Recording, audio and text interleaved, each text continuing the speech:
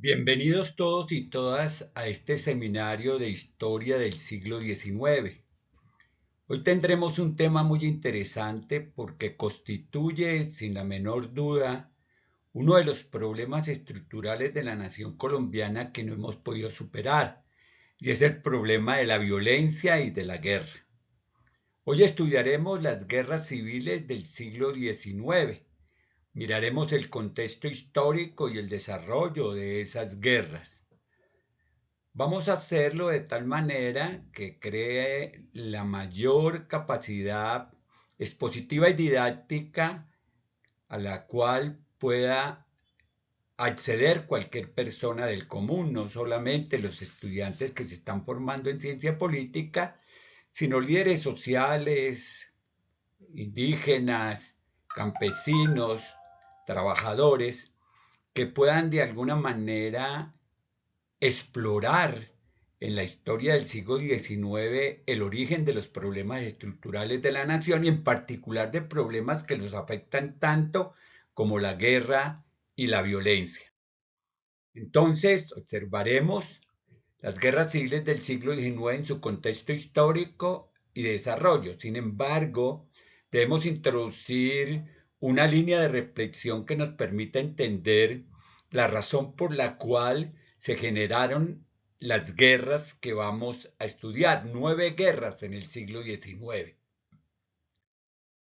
Sobre la naturaleza de las guerras del siglo XIX, nosotros hemos podido establecer que hay tres grandes posibilidades para la reflexión de los ejes de confrontación que motivaron los enfrentamientos políticos y sociales durante el siglo XIX.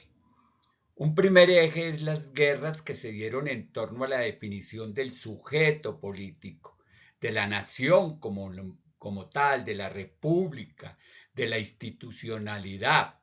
Ese es un aspecto que es importante desarrollar y mirar cómo fue que se construyó el sujeto político en el siglo XIX. Segundo, las guerras en torno al régimen político y el papel de la Iglesia.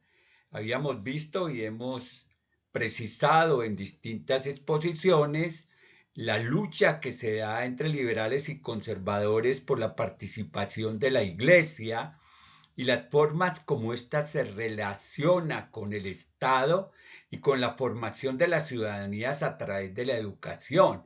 Esto es motivo de confrontaciones que llevaron a las guerras civiles. Por eso, las guerras en torno al régimen político y el papel de la Iglesia es supremamente importante. Tercero, las guerras contra la exclusión, que es otro elemento esencial, que van a ser las guerras que se van a producir a finales del siglo XIX, donde la etapa de la regeneración va a excluir de las posibilidades del ejercicio del poder político a los liberales, y estos van a seguir el camino de la confrontación y de la guerra como el mecanismo mediante el cual pretenden retornar al ejercicio del poder político del Estado. Miremos algunos elementos conceptuales que nos permitan entender estas tres clasificaciones. Primero, las guerras en torno a la definición del sujeto político. Las tres primeras guerras del siglo XIX estuvieron centradas en la definición del sujeto político, la definición de quién tiene derecho a participar en la vida política del país. Y esas guerras se dieron desde muy temprano, y ya miraremos cuáles fueron. Primero, la Guerra de los Supremos, que es 1839 a 1841. Pero yo haré un análisis y les pondré en contacto de la información que se requiere para mirar qué pasó en las guerras que están de 1810 a 1839, porque también se dieron guerras en este periodo. Pero vamos a pensar que estas guerras que están en la definición del sujeto político van a darse con la Guerra de los Supremos de 1839, la Guerra de 1851, que es una guerra en el marco del desarrollo de las ideas liberales, y la Guerra de 1854, donde Obando y Melo, José Hilario López y Mosquera van a jugar un papel fundamental en el desarrollo de esta confrontación y donde los sectores sociales y populares van a participar de manera decidida. Ya miraremos esta guerra. Estas guerras se centran en la lucha por la inclusión de las clases subordinadas y el papel de la Iglesia en la sociedad colombiana. Toman en consideración la construcción de los imaginarios políticos y de los actores que protagonizan la historia del siglo XIX. Es en el marco de este periodo de 1939 a 1854 que van a comenzar a definirse los perfiles políticos que dan origen a la institucionalidad partidaria, al Partido Liberal y al Partido Conservador, pero también que definirán los imaginarios políticos de esta institucionalidad. Y entonces tendremos que mirar las reflexiones sobre la política social y de organización del Estado entre estados federalistas y estados centralistas. Estos elementos que ya los habíamos tomado en alguna lección anterior, las revisaremos y trataremos de precisar con ideas fuerzas, que es la intención de estas lecciones para que podamos marchar de manera clara en la comprensión de la historia nacional, pero además de la manera como en esa historia fueron surgiendo los problemas estructurales de la nación. Segundo, vienen las guerras en torno al régimen político y el papel de la Iglesia. La lucha por la definición del régimen político entre federalistas y centralistas fue fundamental en el desarrollo de estas guerras. Una es la guerra de 1961, que va a ser importante en la definición de ese tipo de relaciones.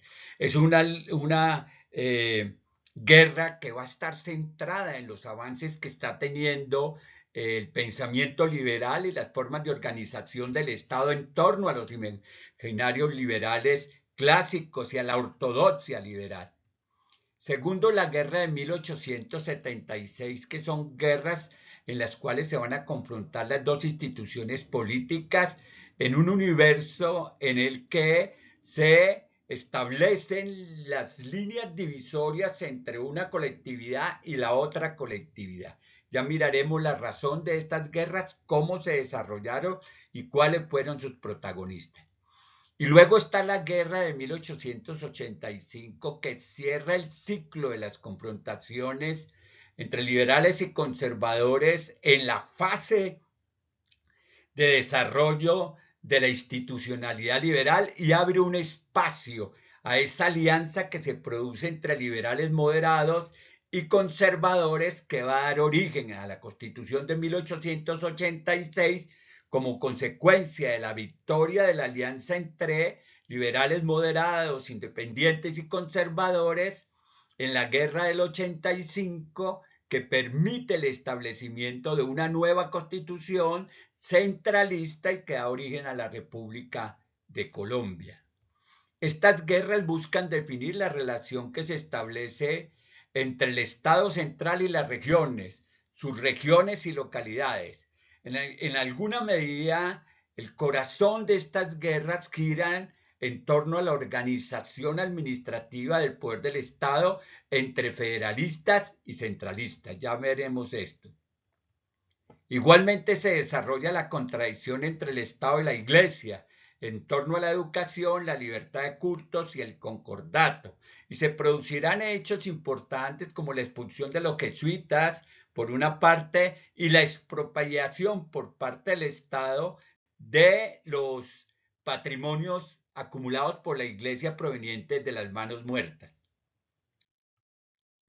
El tercer enfoque en el manejo de las guerras son las guerras contra la exclusión política, que son las guerras que se van a desarrollar después de la Constitución de 1886. Son dos guerras, básicamente, la guerra de 1895, que es la guerra que impulsan los jóvenes liberales contra la exclusión en el marco de la institucionalidad del Estado y el ejercicio del poder político, y la guerra de los 1000 días con la cual se cierra el siglo XIX y se hereda la confrontación entre los partidos al siglo XX. La guerra de 1895 y la guerra de los 1000 días que se va a dar entre 1899 y 1901. Estas guerras manifiestan la exacerbación de la reacción de los jóvenes caudillos liberales contra la exclusión del liberalismo de la representación política y el autoritarismo de los sectores más intransigentes del conservatismo y de la Iglesia Católica. Entonces, hay unas causalidades de estas dos guerras en términos de exclusión política que se van a mantener a lo largo de la historia y que van a dar origen a esa particular forma en que nosotros resolvemos los conflictos políticos, convirtiendo a los adversarios en enemigos y aniquilándolos, persiguiéndolos, exterminándolos, buscando que desaparezcan del escenario político. Tenemos que hacer en relación con la guerra una primera reflexión.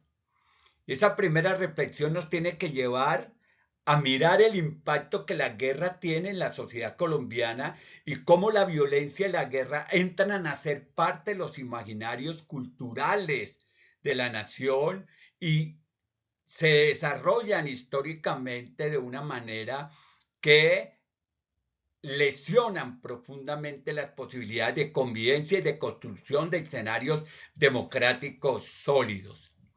A partir de la independencia se abrió un periodo de guerras civiles que cubrió casi un siglo de la historia de Colombia.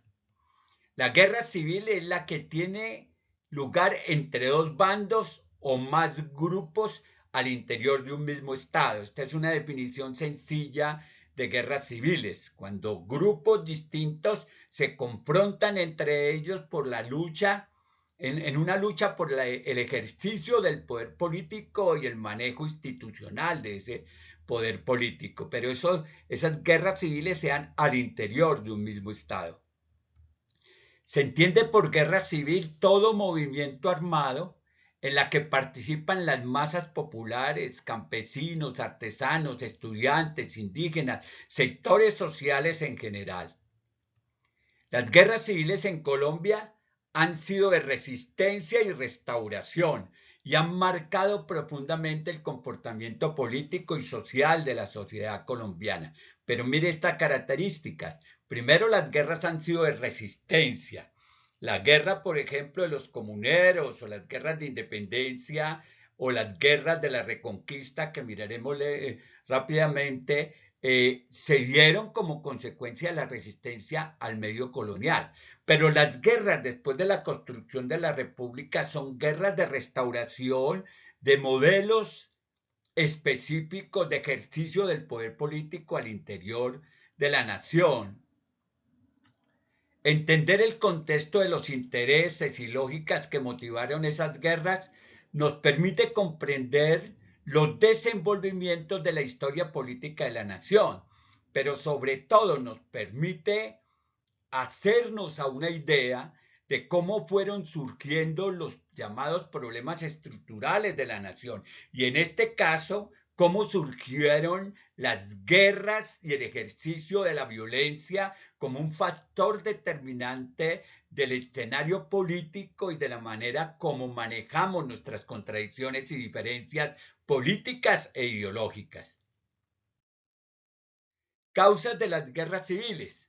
Hay varias causas que se podrían sentar al respecto de las guerras civiles.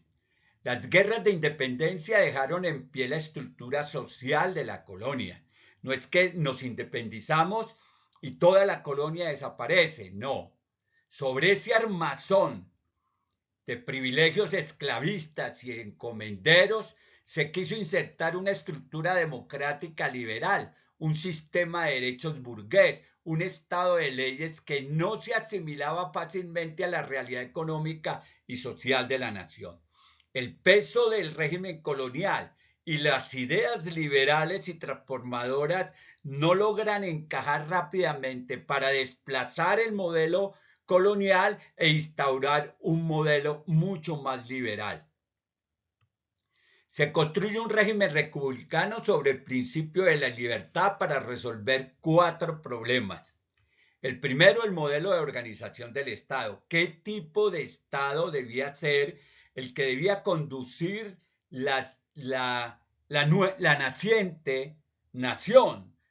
Apenas estamos en el momento en que se está adquiriendo o que está adquiriendo forma una nueva república o un nuevo Estado nacional con unas características muy particulares. La esclavitud y la cuestión de la nación indígena, que tiene que ver un papel importante porque la herencia colonial nos deja esos dos componentes esenciales.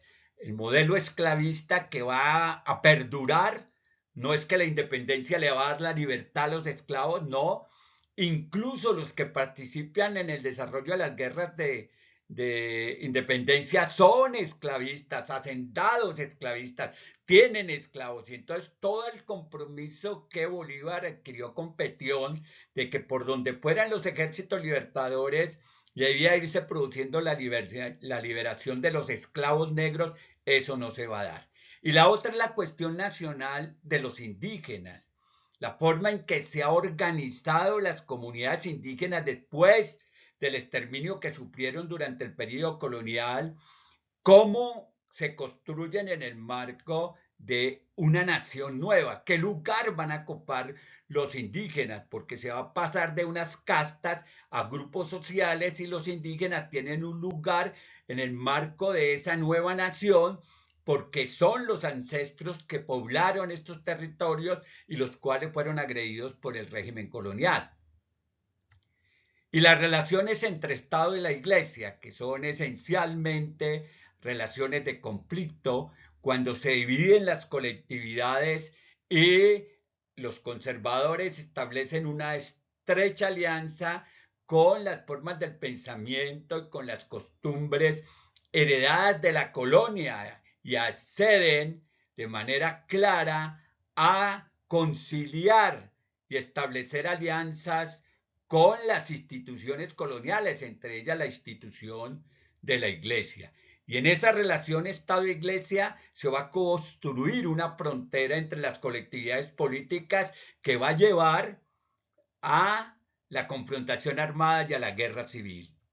Y el régimen de inclusiones y exclusiones que ha sido característico de la historia nacional y que motivó durante el periodo del siglo XIX, pues en el siglo XX y aún en el siglo XXI, las dinámicas de la conflictividad armada y del desarrollo de nuestras guerras. El esclavo siguió siendo esclavo hasta 1852 y el indígena sigue siendo población explotada. Esa es una de las características que movieron las dinámicas de las guerras. La miseria del pueblo laborioso ha sido un nutriente de las confrontaciones armadas. No es que la pobreza sea por su naturaleza violenta, no es que las condiciones de explotación del pueblo laborioso genera unos niveles de inconformidad y frente a la oferta y oportunidades, los sectores sociales y los grupos en general que están articulados a los sistemas de producción como clases subalternas terminan levantándose en armas para buscar mejores condiciones de existencia. Entre 1810 y 1816 se va a desarrollar un periodo de búsquedas y de confrontaciones. Se produce el grito de independencia que no está precedido de guerra alguna. Las guerras vendrán después, en 1814, 15, 16, que será la guerra de reconquista, pero el grito de independencia le entregó un orden colonial a las élites criollas.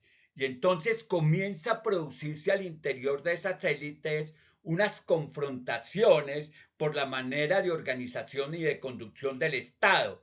Y como no son élites centradas en la capital de Santa Fe, Bogotá, sino que están en distintas provincias, entonces cada una va a querer tener las autonomías, independencias políticas y administrativas para construir desde sus territorios una forma de organización del poder. en diversas opiniones para organizar, las diversas opiniones para organizar el gobierno central llevaron a la confrontación entre el Estado de Cundinamarca y las Provincias Unidas del Nuevo Reino. Confrontación entre las ideas federalistas de Estado y las ideas centralistas de la organización del nuevo Estado. Es una confrontación que ha atravesado la historia del país entre la provincia, la periferia y el centro del país. En el centro generalmente se instituye y se ubica el poder del gobierno, el poder de la institucionalidad del Estado, y en la provincia se ubica un Estado que tiene la responsabilidad de administrar el territorio y conducir a la población. Pero esas provincias han querido durante mucho tiempo garantizarse un nivel de independencia y autonomía que les permita funcionar como pequeños estados al interior de un estado mayor. El regionalismo, el caudillismo, el constitucionalismo y la división interna caracterizaron a los nuevos estados en los años que siguieron a la independencia. El regionalismo por las razones que hemos expuesto, territorios que no tenían relación con otros territorios, que se sentían autónomos, autosuficientes, capaces de gobernarse, conducido por élites sociales y económicas con sus propios caudillos y organizados en una concepción constitucionalista que bebían de distintas fuentes ideológicas. Eso hace que se pueda producir al interior de la naciente república y el naciente Estado Nacional unas confrontaciones políticas que no logran resolverse por la vía del consenso y el acuerdo, y frente a esto se recurre a las armas y al desarrollo de la guerra. Organizadas las juntas de gobierno, las principales provincias de Santa Fe, la principal provincia de Santa Fe las invita para que envíen los representantes para conformar un gobierno central.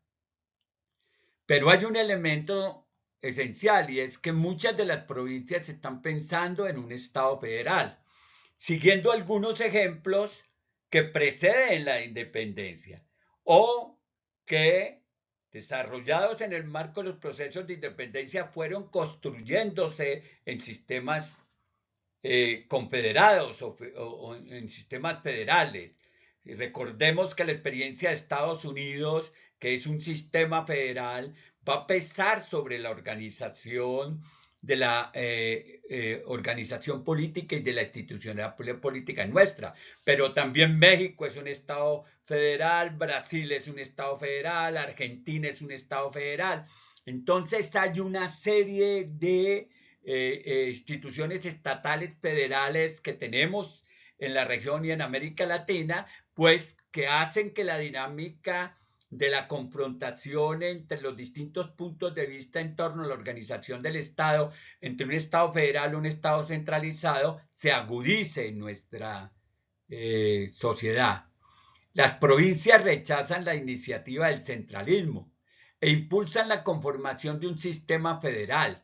El gobierno debía organizarse de tal manera que cada provincia gozara de autonomía regional, soberana, económica y política.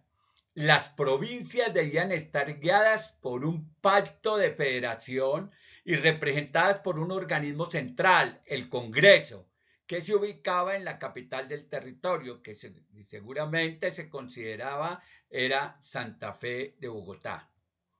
La soberanía se fragmentaba en los estados federados y se le asignaba al gobierno central atribuciones soberanas de carácter general. Este es un poco cómo funciona el Estado en el modelo neoliberal. Es decir, no tanto porque hayan estados, sino que al Estado se le asigna un rol particular, y quienes definen las lógicas, cómo se maneja la economía, cómo se maneja la política social, son sectores específicos de la sociedad que están en el universo de las élites locales y de las élites regionales y nacionales. Los federalistas eran Camilo Torres y Miguel de Pombo. Consideraban que esta era la forma de gobierno porque les permitía a cada provincia desarrollarse sin tener que esperar las decisiones que se tomaran en la capital.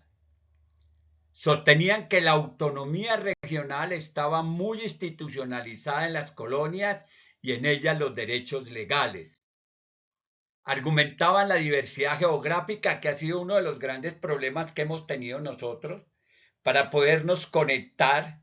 Aún no logramos establecer con eficiencia suficiente las rutas que conectan una región con la otra.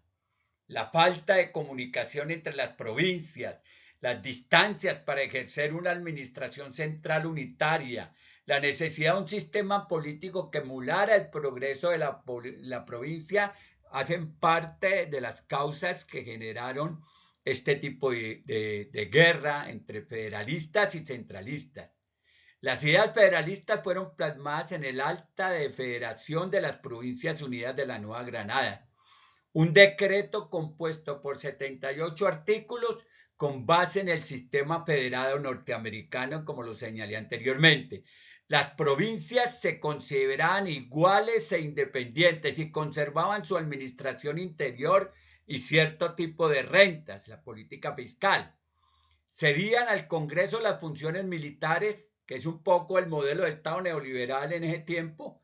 Cedían al Congreso las funciones militares para la defensa común, la imposición de contribuciones para la guerra y el manejo de las relaciones internacionales. Y ese es un poco el modelo de Estado que surgirá posteriormente, un Estado que no es intervencionista, un Estado que es fundamentalmente liberal en términos de que le permite a las provincias que se desarrollen con autonomías y que asume únicamente las responsabilidades de la seguridad y la defensa y las relaciones internacionales. A veces se establecen planes económicos cuya capacidad para ejecutarlos y poderlos impulsar resulta difícil, porque la autonomía de cada una de las provincias en el momento les impide desarrollar una política económica con un propósito nacional. Entonces tiene grandes dificultades el sistema federado. La federación en la Primera República estimuló el sentimiento regionalista y autonomista, que es en parte uno de los problemas estructurales de nosotros. Colombia es un país pluriétnico, multicultural, pero también es un país de regiones. Ese regionalismo y ese autonomismo de los territorios generó una situación compleja.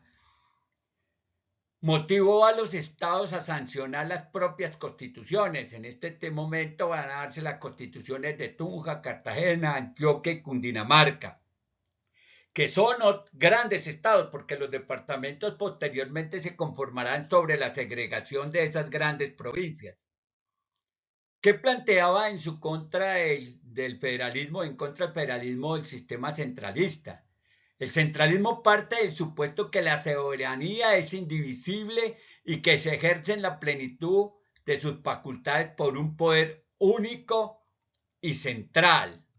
Esta forma de gobierno fue defendida por Antonio Nariño. La confrontación entre federalistas y centralistas va a estar representada por el enfrentamiento entre Camilo Torres y Antonio Nariño, quien consideraban que el centralismo era el único medio para lograr la unidad y el triunfo de la lucha por la independencia. Para Nariño, como para Bolívar, el problema de la reconquista no era un hecho vano, sino era una realidad que se cernía sobre el proceso de la independencia y para la cual había que prepararse. Por eso pensaba en un Estado central organizado que fuera capaz de conducir en su conjunto las dinámicas, no solo de seguridad, de bienestar, sino también de salvaguarda de la independencia. Para Nariño el federalismo era inaplicable en la Nueva Granada por dos razones.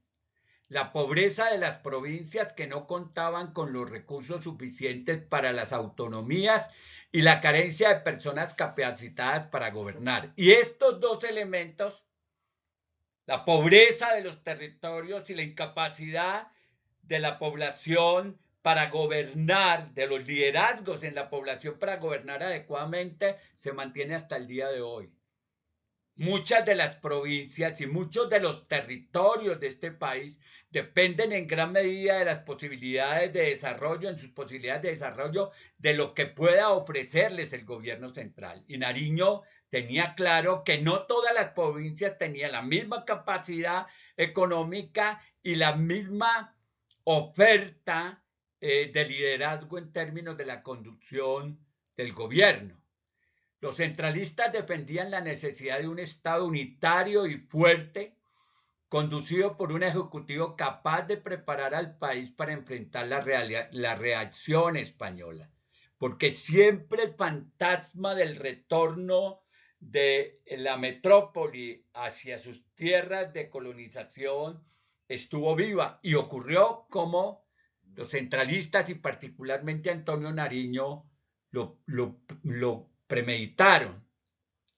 Señalaba que el régimen federal nada tenía que ver con los hábitos, costumbres y necesidades de la Nueva Granada. Para los centralistas, la forma de gobierno federales fomentaban las rivalidades regionales, los egoísmos personalistas, favorecían el poder de los caudillos regionales, detienen la rapidez y fuerza de los gobiernos y deterioran la unidad del país. Todos elementos que se fueron produciendo a lo largo del siglo XIX. Por eso, ese elemento de las rivalidades regionales, los egoísmos personalistas, los caudillos, el clientelismo territorial, todo eso que hemos padecido y que seguimos padeciendo, hacen parte de ese proceso de organización del Estado en los primeros años de independencia. La confrontación entre centralistas y federalistas estaba además soportada sobre la opinión dividida de fidelidad a Fernando VII y a la Junta de Regencia de Española, porque muchos de los criollos que participaron en el desarrollo de las guerras de independencia todavía seguían inscritos y subordinados a las formas de la dominación colonial. Era ese sector que en alguna medida enarbolaba la consigna de viva el rey, muera el mal gobierno, que fue motivando el desarrollo de la lucha de independencia, pero bajo un orden de subordinación colonial.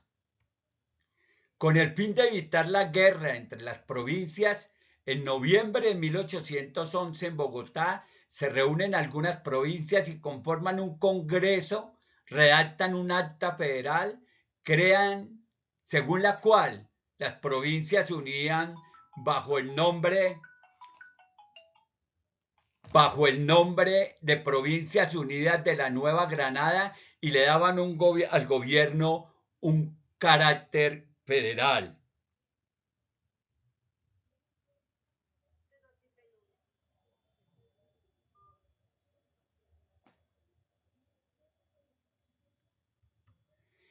El acta autorizaba a las provincias a organizar gobiernos, economías y ejércitos propios. El Congreso representaba a todas las provincias y tendría bajo su responsabilidad organizar el Ejército Nacional para defender al país de cualquier agresión externa. Buscarlo en la web. La tarjeta, buscar a continuación. La administración de aduanas, la emisión de monedas para todo el territorio, lo que me pasa con el celular. El Estado de Cundinamarca se negó a tomar parte del sistema federal y se prepara para desarrollar una guerra de centralización. Antonio Baraya se separa de Antonio Nariño y se une a los federalistas. Y en 1811 Baraya derrota a Nariño en Venta Quemada, pero Nariño vence luego a Baraya en Santa Fe. La guerra no logra consolidar el centralismo y el fin de la invasión napoleónica a España genera un proceso de reconquista. Entonces viene la guerra de reconquista. Miren ustedes que estamos en una guerra civil para definir si el modelo de Estado es un Estado federalista o es un Estado centralista. Y esa guerra está liderada por Camilo Torres y por Antonio Nariño. Y en ella participa Antonio Baraya y muchos de los que fueron los próceres de la independencia. Pero también participan las élites de cada una de las respectivas provincias. Y en el desarrollo de esa guerra se viene encima el proceso de la reconquista. La reconquista toma a los patriotas metidos en la búsqueda por la construcción de un modelo de Estado que sirva a los propósitos de la unidad de las provincias, su autonomía y el sostenimiento de la independencia. Pablo Murillo sitió la ciudad de Cartagena, asedió a Santa Fe, venció a los patriotas y restauró el virreinato en 1816. Cárcel, muerte y exilio para los patriotas. ¿Qué pasó? Que los que estaban peleando se encuentran con una fuerza, que es la fuerza de reconquista, y esa fuerza de reconquista sale victoriosa porque la población está desunida, y entonces lo que se va a producir es que van a mandar a las cárceles a quienes conducen la resistencia, los van a fusilar o los van a enviar al exilio a muchos de ellos. Bolívar se exilia en Jamaica y repiensa el proceso de independencia. Santander organiza en los llanos del Canazanario un ejército y Páez combate en el Apuro, que son tres personajes que son fundamentales en el desarrollo de la independencia de Venezuela y de Colombia.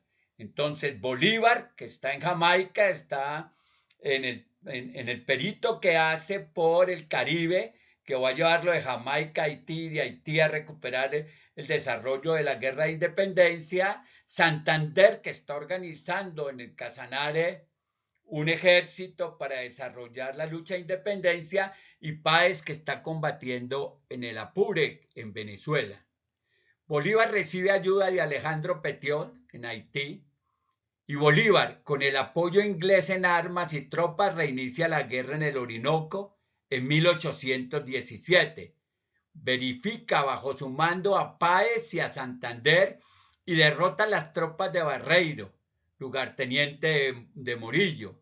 En la batalla del puente de Boyacá, en agosto de 1819, se inicia la campaña de independencia que lo llevará hacia el sur en términos de la independencia de Sudamérica. La primera guerra civil, después del grito de independencia y todos los problemas que se van a dar, sobre todo a partir de la dinámica política que se genera ahora ya no entre Camilo Torres y Antonio Nariño, sino entre Francisco de Paula Santander y Simón Bolívar, porque vamos a pasar de esa polaridad entre Camilo Torres y Antonio Nariño a una polaridad entre Francisco de Paula Santander y Simón Bolívar, y posteriormente eso se va a convertir en Partido Liberal y en Partido Conservador. Bolívar sostiene políticamente la dictadura de José Antonio Páez en Venezuela e integra el país a la Gran Colombia bajo su presidencia. La idea del libertador de la Gran Colombia, la patria grande, va a comenzar a funcionar allí y va a durar poco porque la década que sigue va a ser una década de conspiraciones, confrontaciones, guerras para consolidar la independencia, pero además para consolidar las formas de la organización del poder del Estado. Durante este periodo se producen varios intentos de derrocar a Bolívar. Santander renuncia a la vicepresidencia que le había dado Bolívar. Después de la convención de Ocaña, que se produce en 1828, Bolívar se proclama dictador de la Gran Colombia, pero la fuerza y el respaldo que tiene son precarios y sus condiciones de salud no son las mejores. Los partidarios de un Estado de Derecho fraguan el golpe de Estado el 25 de septiembre de 1828 que fracasa, que es la llamada conspiración septembrina, un atentado contra Bolívar que había consolidado el desarrollo de la independencia. Entonces miren ustedes que aquí están surgiendo elementos de la cultura política, y es que las confrontaciones que se dan entre los distintos sectores se resuelven por la vía del aniquilamiento del adversario, por el asesinato, por el complot, por el atentado, por el crimen sicarial, que es las prácticas que vienen atadas a la historia y que no han dejado de existir. Los generales José Hilario López y José María Obando se levantan contra la dictadura de Bolívar en el sur de la Nueva Granada. La primera guerra civil se desarrolló en el departamento del Cauca y Nariño. Los enfrentamientos dieron origen a un armisticio y a la firma de un tratado de paz en que Bolívar se comprometía a restaurar las libertades y a dar garantías a los jefes republicanos y a someterse a las decisiones del Congreso Constituyente que se debía reunir en 1830. El Congreso Constitucional de 1830 decide como sucesor de Bolívar, porque Bolívar muere en diciembre de 1830, decide como sucesor de Bolívar a Antonio José de Sucre. Bolívar renuncia a la presidencia y se nombra el general Domingo Caicedo de forma provisional. En 1830, Joaquín Mosquera toma posesión como presidente. 2 meses después es derrotado por un golpe de estado del general Rafael Urdaneta. Los jefes de los líderes liberales y republicanos organizan la resistencia. José Hilario López en Popayán y José María Obando en Pasto. Miren ustedes cómo se va construyendo esas élites políticas en el marco de unos conflictos que, lejos de resolverse por la vía democrática del diálogo y el consenso, recurren a las armas para saldar sus diferencias. El país se sublevó contra la dictadura de Urdaneta, el que terminó migrando con sus oficiales hacia Venezuela. La Segunda Guerra Civil es la llamada Guerra Civil de los Supremos, que se va a dar entre 1839 y 1841.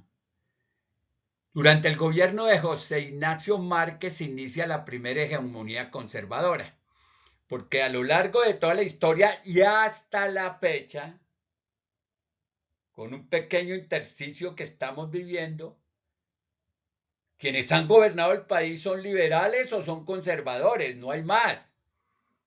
Esta experiencia que está viviendo el país con un gobierno democrático, progresista, incluyente, respetuoso de la oposición, pues es una experiencia única en el país, que ha sido profundamente atacada.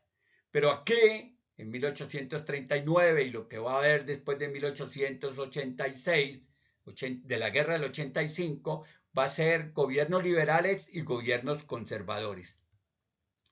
El gobierno dirige su acción política contra José María Obando, a quien se le atribuye la responsabilidad del asesinato de Sucre, con el propósito de neutralizar y arrasar a los rebeldes liberales. El gobierno de Márquez y los generales Pedro Alcántara Herrán y Tomás Cipriano de Mosquera van creando las condiciones para llevar el país a una nueva guerra civil. El fraile Domingo Villota, superior de la congregación de San Felipe de Neri, se queja ante el obispo de Popayán por actos de indisciplina y relajamiento de la vida al interior de los conventos. Esta guerra es una guerra que tiene sus orígenes en conflictos religiosos, en conflictos de la administración, de los patrimonios y de las instituciones religiosas, en la guerra de los conventos. El obispo decide suprimir, cerrar los conventos y buscar la aprobación de la ley que lo permitiera. Los fanáticos de Pasto se amotinan dirigidos por Villota y se levantan contra el gobierno conservador. Miren que esto es la extrema derecha conservadora, la que está levantándose contra el gobierno conservador. El gobierno designa a los generales Pedro Alcántara Herrán para someter a los insurgentes de Pasto. Encontró que los rebeldes solo querían conseguir un indulto para todos, hacer la paz y que el levantamiento quedara registrado como una protesta por el cierre de los conventos. Herrán ejecutó a 800 fanáticos a sangre fría en Huesaco, lo que generó la huida hacia las montañas y la búsqueda del liderazgo de Obando.